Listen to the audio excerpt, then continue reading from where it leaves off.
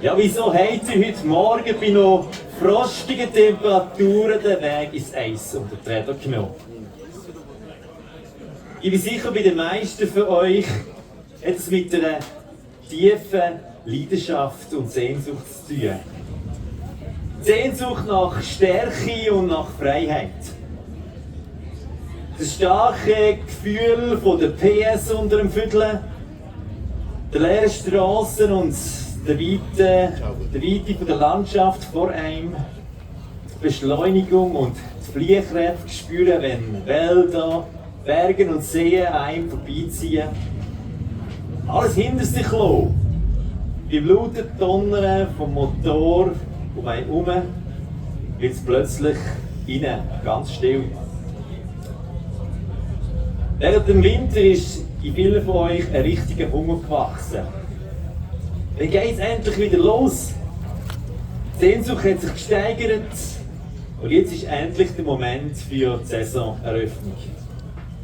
Der Hunger, die Sehnsucht, die Leidenschaft, die bringt ein Gotthard-Song so treffend auf den Punkt. Ride On!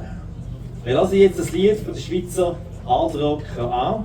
Ihr findet den Liedtext oder die Übersetzung im Booklet abgedruckt.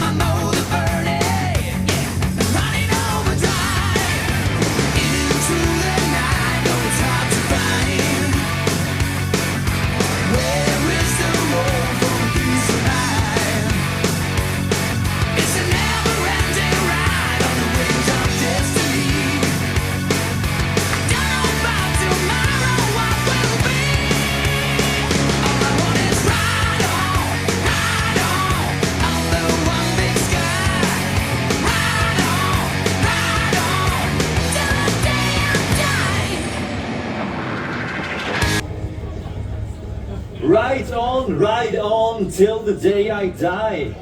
Weiterfahren, weiterfahren, bis zu dem Tag, wo ich dann sterbe. So heisst es hier im Refrain. Und der Gotthard-Sänger, der Steve Lee, hat genau das gemacht.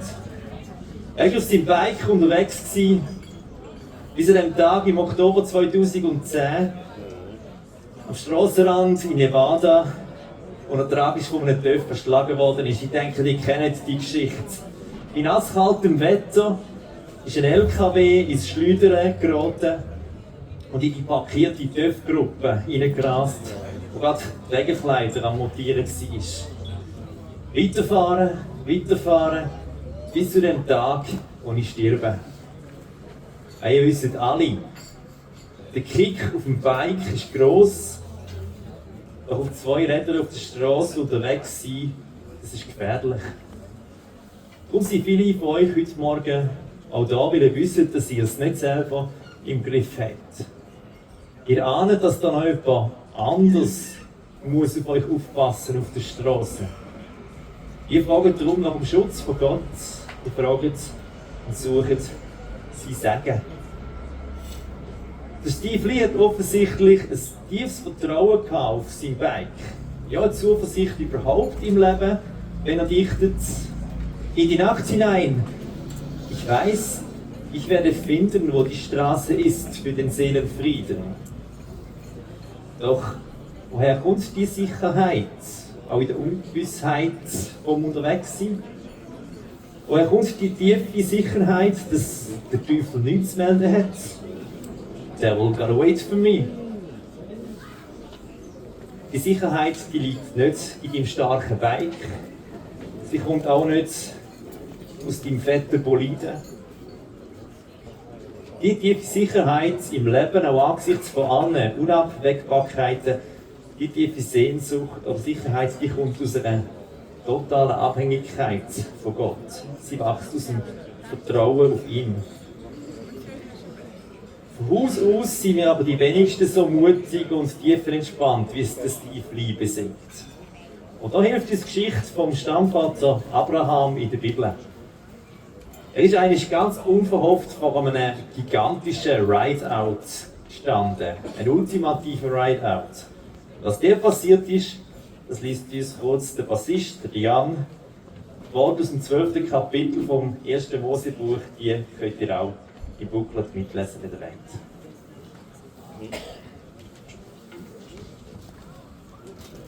Der Herr sagte zu Abraham: Verlass dein Land, deine Verwandtschaft und das Haus deines Vaters.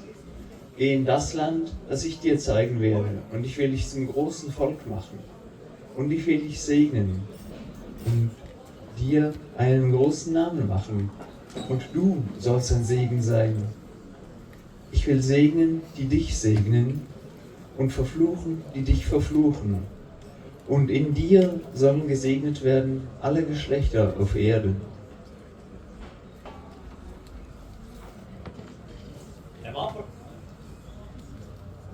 Abraham, sein Chopper, der hat auch nicht 2 Rädchen gehabt, sondern eher 4 Beine und 1 bis 2 Höcker. Und er hat Ermutigung gebraucht für den ultimativen Rideout. Verlass dein Land, deine Verwandtschaft und das Haus deines Vaters. Alles hinter sich lassen. Im Rideout vielleicht nicht gerade für immer, aber zumindest für einen Moment. Wohin geht's denn? Woher geht's? Was ist die Route, die du sollst nehmen? Dem Abraham hat Gott gesagt: Geh in das Land, das ich dir zeigen werde.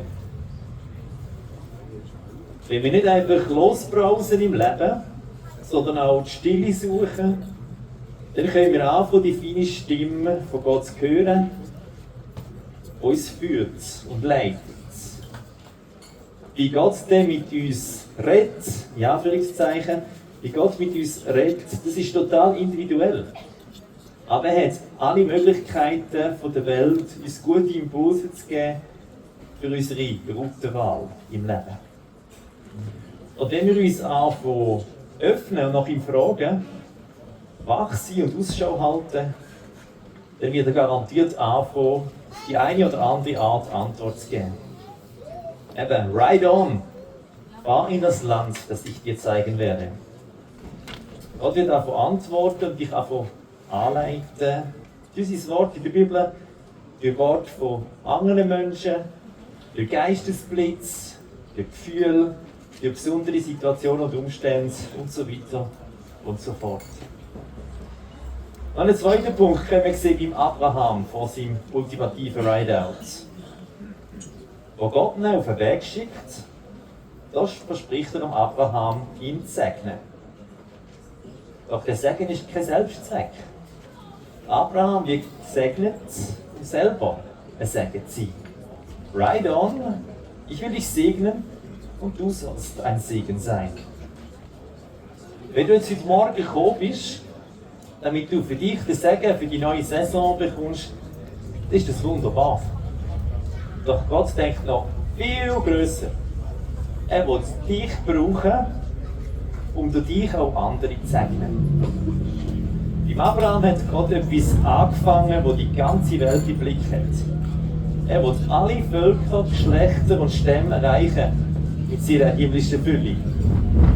Und zu diesen Stämmen, die er im Blick hat, da gehören auch die Metalheads, aber genauso der Stamm von den Petrolheads und von den Biker und den Bluffwagen.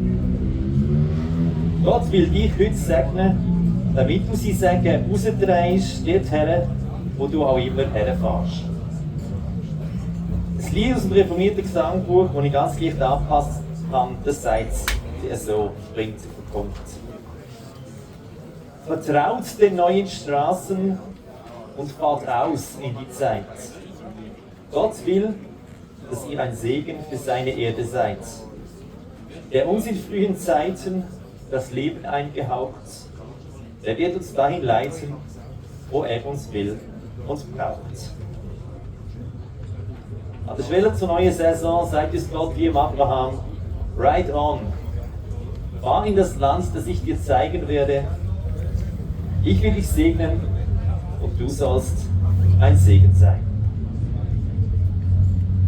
Ich lobe dich, Herr, von Ewigkeit zu Ewigkeit. Dies Wort ist eine Lampe für meinen Fuß und ein Licht auf meinem Weg. Und Gottes Wort schreit: Amen.